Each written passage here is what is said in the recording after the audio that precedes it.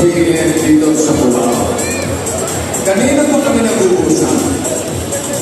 3:59 dumating ako. 3:59 and a half dumating si Miles. Kanina ko ng 0.5.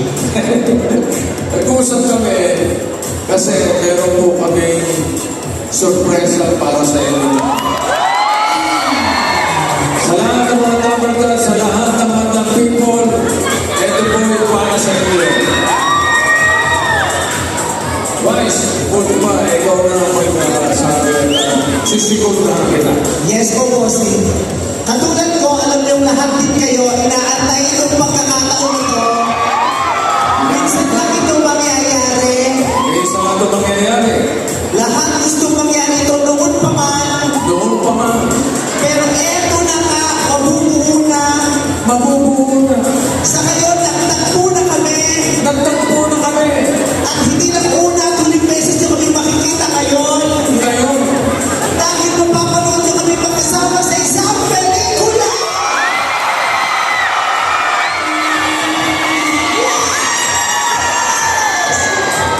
Buo ng magiging artista ko. alam nyo, napagkasunduan namin ni Vice na ang pelikulang ito ay magbibigay ligaya sa taong bayan. Alam nyo naman, ang ating bansa ngayon dumadaan sa mga pagsubok. Kaya kailangan natin gumiti.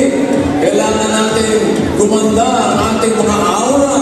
Correct. Kasi ganda, di ba? Is ganda. At kailangan kasing pogi ang mga lalaki ni Bossing Big. Yun na nga. Kaya itong pelikulang ito na ihahandog namin para sa inyo, hindi lamang sa mga dabarkas, hindi lamang sa mga madlang people, kundi para sa buong bayan ng Pilipinas. Tama po. Sa dami ng pinagdadaanan natin lahat araw-araw, alam namin dalawa na kailangan natin ng dahilan at ng paraan para tumawa, na sa ganon ay makaraos man lang tayo araw-araw. Kaya naman, alam namin na sa pagkakataon ito, sa taong ito, kailangan namin magsanib puwersa para ibigay ang tawa, halakhat at kaligayahan kailangan ng mga Pilipino. Okay ba sa inyo yun? Hindi ko marinig, okay ba?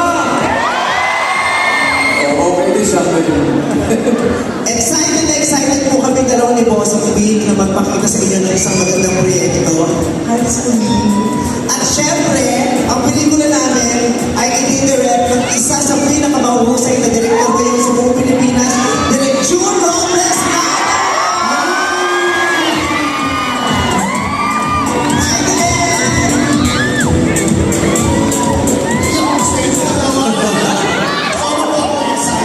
Maraming salamat at hindi ko pa rin ang gusto natin magsasama sa dalawa sa isang malaki at masayang pelikula. Katulad na nung nabanggit namin ni Vice Direk, sa pagkakataon ito, yung huling pelikula ni Vice, medyo seryoso yun. Seryoso. Yung huling pelikula ko rin, seryoso din, tungkol sa ating bansa. Kaya ngayon po kasi magpapasaya tayo. Magpapasaya tayo, magpapatawa tayo ng mga kabarkas sa bandang people ng buong Pilipinas. Yes! Kung naranasan niyo kapanood ng pelikula ko ng drama dalawang magkasunod na taon, tapos nag-selection naman si Bossing Big, this year, hardcore todo comedy ang gagawin namin dalawa. Walang kaseryosohang proyekto. Ang seryoso lang dito ay yung tawa at halakhat natin lahat. Pero bukod sa dapat halakha, na sisiguro namin na marami kayong mapupulot na aral. Ito po ay kinalaman sa ating mga pamilya, sa pagkakaibigan, mula sa ama, in relation sa kanyang mga anak, mula sa mga tita, yun na nga. Relasyon sa mahal sa loob ng isang bahay, sa pamilya, pati na rin sa isang buong komunidad. Ito po ay kwento ng mga pangyayari sa isang pangkaraniwang komunidad na kinabibilangan rin ninyo dito sa Pilipinas. Kaya pag napulot niyo po ang pelikulang ito, masasabi niyo sumasalamin ito sa buhay natin lahat. Na masaya namin ito kwento. Ready naman kayong malaman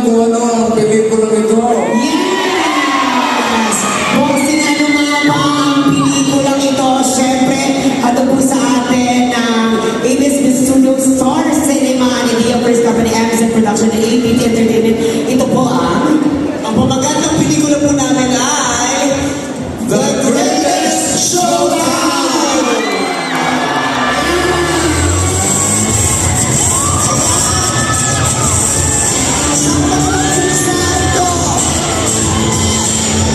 Pugsaan kung pugsaan, o kailangan ito sa pugsaan talaga ang magaganap na yan.